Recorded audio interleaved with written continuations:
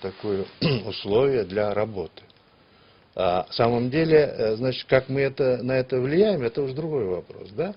Потом мы получили, значит, так называемый рычаг правовой защиты интересов Кыргызстана и его бизнесменов во всем мире через эту систему правовой защиты ВТО.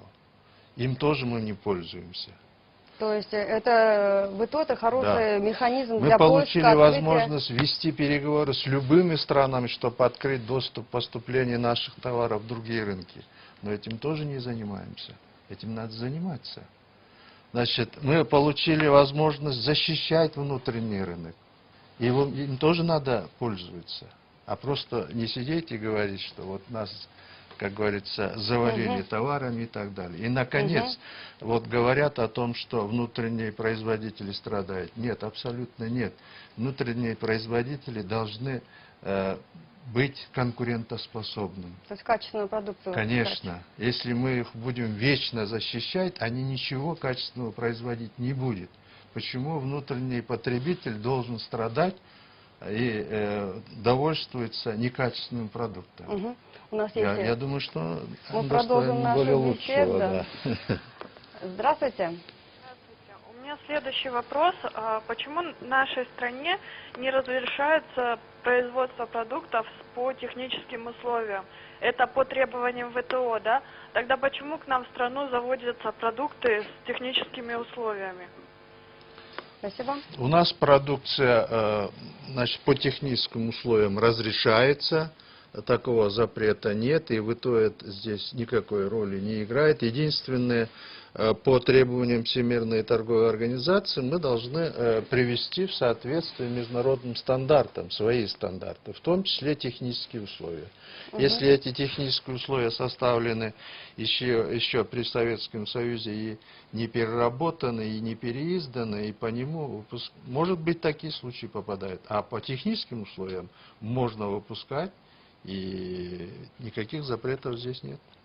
А почему мы не можем пользоваться в полной мере именно вот этим механизмом, вот, открывать свой рынок и осваивать новые рынки сбыта наших Вот вы товаров? привели пример по китайскому послу, да? Значит, да, у нас двойной учет, да? Китайские таможенники дают одну цифру, наши дают другие цифры. Но я сказал одно из преимуществ ВТО, потому что вступлением в ВТО Кыргызстан стал транзитной страной, которая пропускает через свою территорию огромное количество товаров, услуг и так далее, финансов и так далее. Да? Вот часть этих товаров, они проходят через Кыргызстан как транзитный груз. Россию, Казахстан, другие страны СНГ и так далее. Поэтому они растормаживаются уже там. А проходит нашу территорию, а растормаживается в другой территории. И телезрительница говорила, что это дает государству. Это говорит, как должно быть в идеале, и что у нас сейчас происходит? Это что дает? Вот, допустим, Дордой и Карасуйский рынок, это рынки, которые обеспечивают весь СНГ. А они-то находятся на территории Кыргызстана. У них работают наши люди, эти обороты остаются здесь. Заработанные деньги работают на внутреннюю экономику Кыргызстана, создают дополнительные рабочие места, дополнительный бизнес. А чем тут плохого? То есть это еще одно преимущество, которое мы получили, в отличие от соседей по региону, вступив во Всемирную торговую организацию. Мы как раз, значит, если помните, говорили о том, что Кыргызстан должен стать транзитной страной, то есть страной, обслуживающей, значит, вот этот огромный поток юг-север, да, или восток-запад. У нас есть на линии звонок, послушаем нашего телезрителя. Здравствуйте. Алло, здравствуйте. Скажите, пожалуйста. Погромче, пожалуйста. Скажите, пожалуйста, вот говорят о преимуществах ВТО, да, а куда смотрит таможенный контроль или государственные службы, которые должны были отвечать за детей, да, за здоровье детей? Вот они вводят с того же Китая запрещенные России игрушки, или даже запрещенные, может, нашими службами, которые отвечают за сохранность здоровья детей. Вот, которые игрушки напичканы, извините за выражение, химикатами. Спасибо. Спасибо. В рамках ВТО у правительства есть такой рычаг, так называемые санитарные, фитосанитарные меры. Да? То есть, если какая-то продукция значит, каким-то образом влияет на здоровье человека или не проходит по нашим внутренним стандартам обеспечения безопасности жизни людей, то правительство должен принять решение закрывать доступ такого вида продукции на внутренний рынок. Этим часто пользуются многие страны, и в этом никакого Поэтому ущемления нет. И, значит, это инструмент, надо пользоваться просто.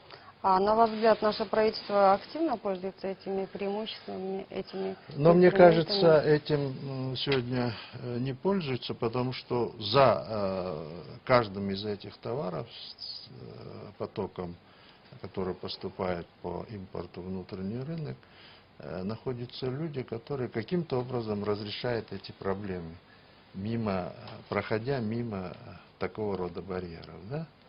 Вот. А если значит, в этом деле руководствуется только интересами населения и его безопасности, то, безусловно, такие рычаги есть, и можно закрывать такого рода.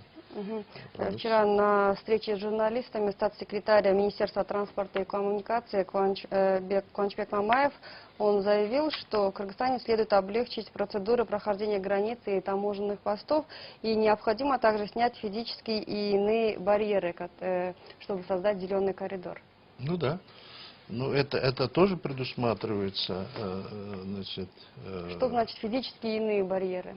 Значит, это барьеры такие. Вот человек приходит, да, приезжает в страну, значит, он может проходить через зеленый коридор, ничего не декларируя и показывая, да. Это говорит о том, что, значит, есть открытая такая граница, прозрачная граница. А есть страны, которые все проверяют до каждого, значит, чемоданчика, да? Значит, хотя, значит, человек не декларирует ничего. Вот, наверное, речь идет об этом. Просто надо упрощать этот порядок прохождения людей, физических и юридических лиц через территорию Казахстана. А насколько наши автомобильные дороги и железнодорожные пути соответствуют? Что для этого нужно? Ну, пути-то не соответствуют. И вы имеете в виду, наверное, таможенные да, чтобы переходы. Открыть, чтобы был зеленый коридор, таможенные инфраструктура, да. Таможенные переходы, они соответствуют. Тут никакого этого не надо. Допустим, вот в шенгенской зоне, как это происходит, да?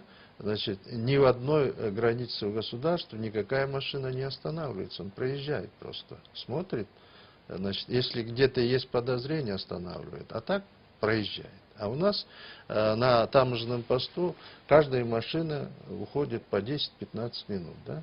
Значит, это огромные очереди, это потеря времени и так далее, это нервы, поэтому если мы перешли бы на так называемый зеленый коридор в отношении, допустим, хотя бы с соседними государствами, да, Казахстаном, Узбекистаном, хотя этот вопрос, конечно, не односторонний, тут надо добиваться переговоров и достигать такого же режима пропуска со стороны другой. Об этом мы продолжим позже. У нас есть звонок.